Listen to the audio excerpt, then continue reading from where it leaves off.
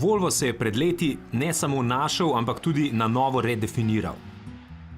Vmes se je že skoraj povsem izgubil v povprečju, vse pa se je spremenilo, ko je kitajski poslovnež Li Shufui, lastnik kitajske avtomobilske znamke Geely, Volvo priključil svoji zbirki, v kateri ima med drugim v lasti tudi Lotus, London Taxi in na primer tudi podjetje Terrafugia, ki razvija leteče avtomobile.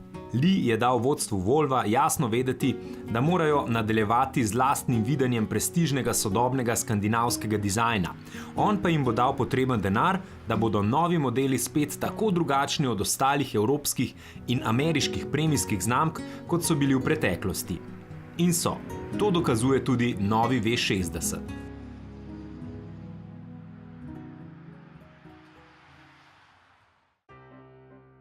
Novi V60 pa se ne vrača zgolj k koreninam švedskega oblikovanja, ampak tudi k za Volvo tako značilnemu velikoprostorskemu razumevanju karavanskega prtljažnika.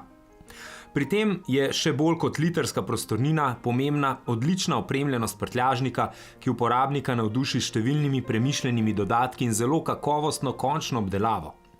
Ker je novi V60 dolžinsko večji od predhodnika, jim je uspelo močno raztegniti tudi volumen kabine, kjer je zdaj občutno več prostora v predelu nog in glave.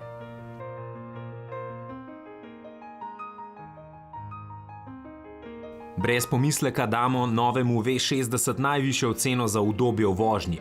Celotno vozniško okolje skupaj z že pregovorno udobnimi sedeži ponuja prav poseben kabinski občutek, ki na voznika deluje osvežujoče in pomirjujoče.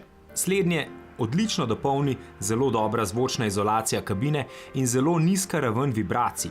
Oboje naredi prometno vedno bolj kaotične dneve veliko manj stresne. Vozniško gledano je V60 odločno na strani udobja pred dinamično športnim uživanjem v vožnji. Naj bo jasno, to mu štejemo v velik plus.